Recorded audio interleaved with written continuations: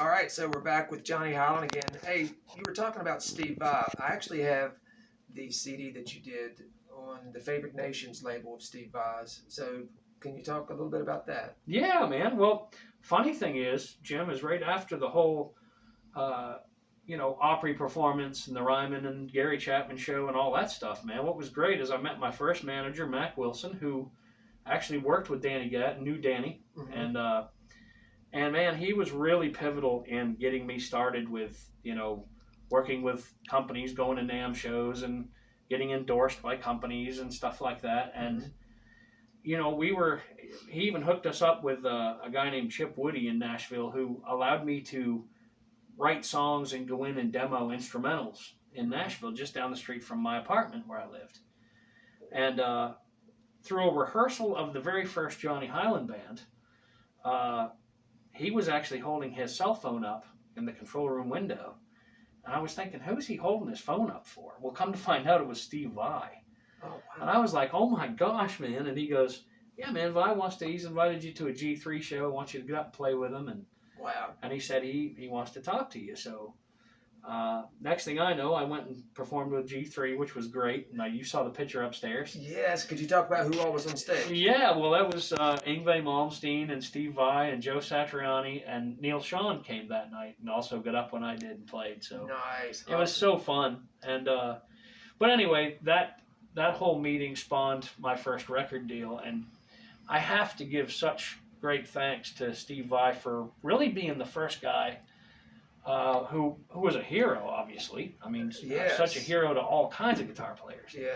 All four of those guys that you mentioned. Oh, my goodness, yeah. But to be on stage with those guys, but then to actually sign with Favored Nations and be a part of Steve's label was such a dream come true, because really a kid like me from Maine, still not knowing really what I wanted to do, he was prompting me and inspiring me to write my first instrumentals and to be at Chip's studio just recording like a madman. Yeah.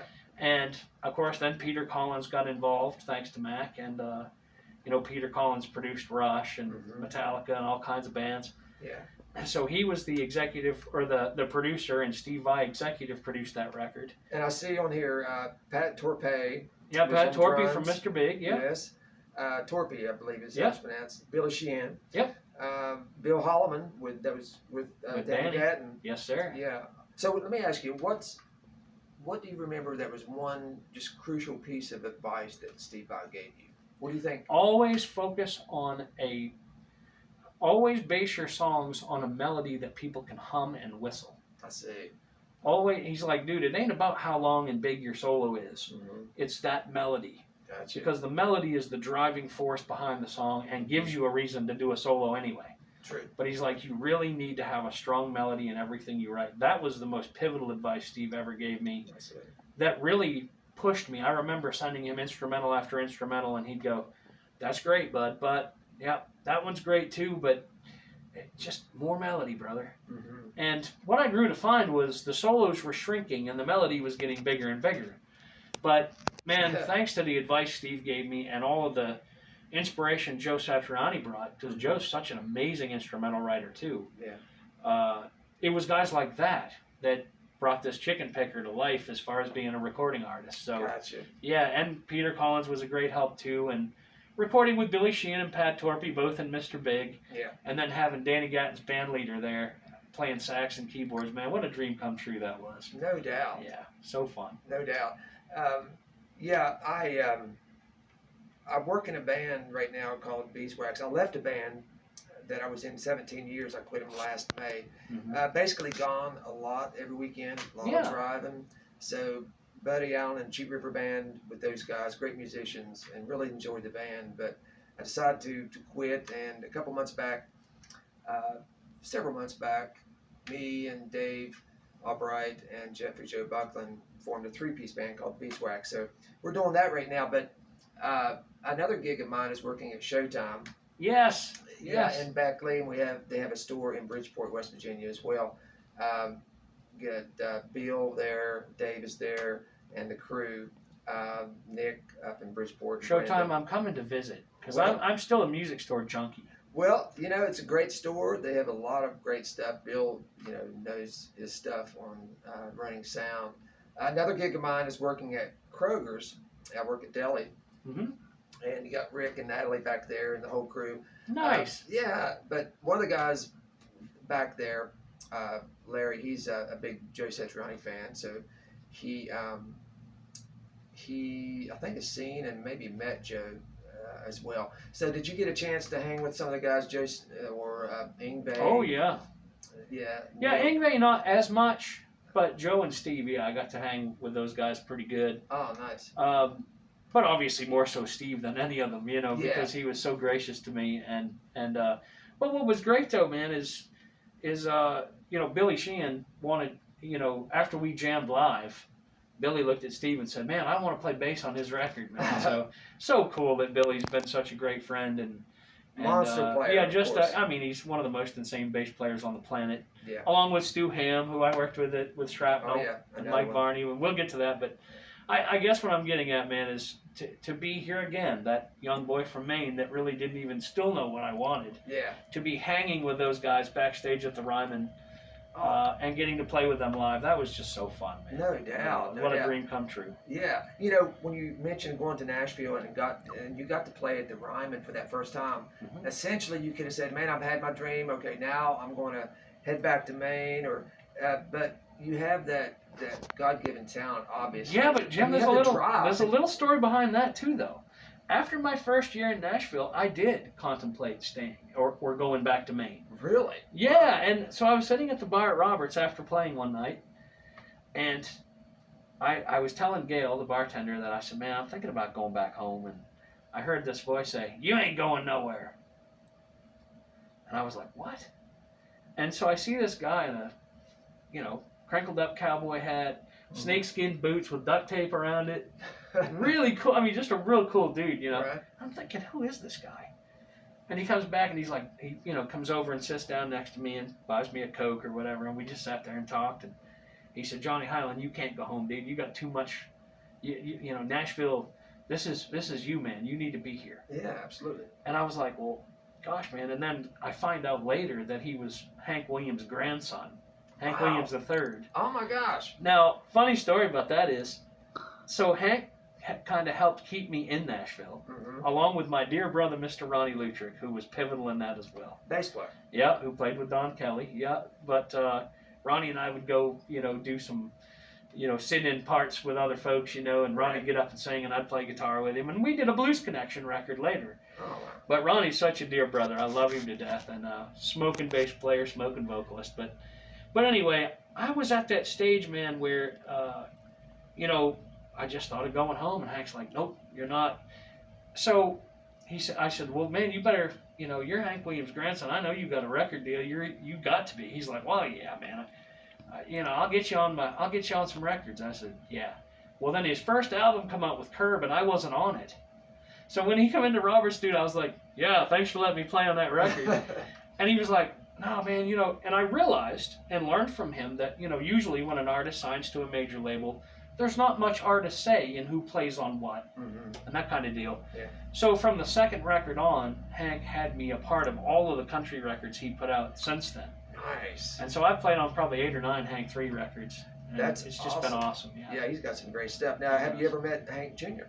No, I have not. Well, actually, when I was a little boy, but I have not really got a chance to hang or anything with Hank Jr. But I love him though. A band that I was in years ago called Borderline. We got back together in 2010 to do a CD of these songs that Eugene Lanham wrote. So we got back together, and so we did the CD. This is it actually, Borderline CD. We did this, and a guy was that we knew said, "Hey man, I know a connection for Hank Jr." So we said, "This is awesome." So we got the CD. "Yeah, I'll mail this to this dude, and he can give it to, try to get it in the hands of Hank Jr." Of course, that never really played out. I know it's tough. You hear stuff like that, and you're thinking you get your hopes up, but you just keep on going. But anyhow, man. Yeah, it was a great experience to getting to finally do that, because we'd done these songs that Eugene wrote for years, and talked about doing the CD for years, but finally got to do it. But I have 2 other CDs, speaking of CDs, of yours great CDs, all fired up, that you did at Mike Varney's studio, and then Standing Strong. Well, Mike Varney, being Mr. Shrapnel Records, I was so honored that after, Vai's Favorite Nations album ended up going digital. And so my second album, called Loud and Proud, I released independently. And then after that, I was still just an independent artist, and my buddy Jason Macedo hooked me up with Mike Varney, and got to talk to him, and literally, man, I was already writing new songs. Yeah.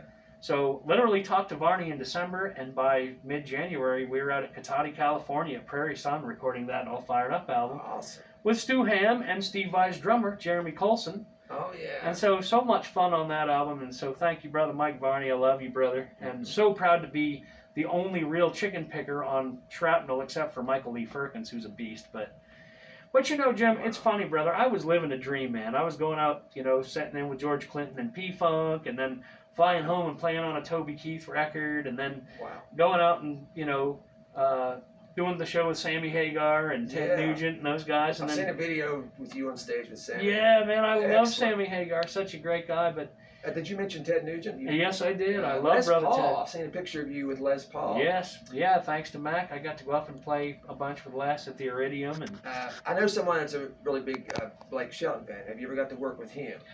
Nope, I don't believe so. What about Rebecca Lynn Howard? Yes. Randy Travis? Randy Travis, yeah. Worked on a Randy Travis album. Awesome. Yeah, Toby Keith, and man, the list is just huge of the sessions I got to do. But yeah, we should go jam here in a little bit. We need to do that, brother. But I guess, what I want people to know, Jim, is over the years, brother, every dream I've ever had has already come true. And so now, through the good Lord, I dare to dream bigger. Yeah. But moving to Virginia, man, I kind of had to get away from the rat race of Nashville changing, and let's face it, change is inevitable, but hey, man, when the real country music started going away, Johnny had to leave town. Yeah. So now I'm in Virginia, and thanks to my dear brother, Mr. Kenny Thurman, I've got the Blind Man Studio here, and another dream come true, So I'm literally living a dream every day of my life, and so proud of that, man, and to get to hang out with great guys like you. Well, we appreciate that so much, Heather and I. And, as far as, Nashville now, I know it's changed a lot since you first moved there. And, things do change. Yeah. So eventually it may come back around to where country is the focal point. I thought, man, when Sturgill Simpson came out and, Tyler Childers was hitting the scene, I thought, man, it was going to start really coming back, but it really never did. It was almost like they became, even like bands like the Mavericks. Love the Mavericks. Yeah. But they, those kind of people kind of merged into the Americana market. Okay. Which in turn still meant that real country music was kind of out the window. I see. And so I just said, man, now is the time. And after living in Nashville 22 years, brother, I lost all of my family. My mom and dad, my grandparents, my brother and sister are still around, and I have a few sets of aunts and uncles. But Kimmy's family, my lovely wife Kimmy, we were married in 2005. Yeah. And I got to be honest, man, the last time I got to see my mom and dad alive was at our wedding. Wow. Yeah, but I told Kimmy, I said, Nashville's going through the change. But I said, your family members, your dad's still around, Aunt Joanne's around. I said, baby, have time with these people while you can. Yeah. Don't. I said, I don't want to be the guy that's keeping you in Nashville while I'm supposedly living this dream every day. Yeah. I said, I've been through so much. I've been through some great times, some bad times, but I said, let's go up and be with family. Yeah. And so that's why we're in Virginia. Yeah. And now my dear brother Kenny Thurman, I had no idea he lived in Danville, man. Wow. And Kenny, man, he worked with Mike Henderson and the Blue Bloods, Vince Gill, Joe Diffie, Mark Chestnut. The list goes on and on. Amazing. Phil Vassar. So I still have my ties with KT being up here with me. And so I really do believe God just answered another prayer for me. Sounds awesome. And family is everything. So. It is. It really is. Johnny, I thank you for this video so much, Shoot, sir. Yeah, buddy. Well, I appreciate you so much, Jim. I really do. We need to check out your gear here in a little bit and maybe do a jam. I would love that, man. Let's do it. Let's do that.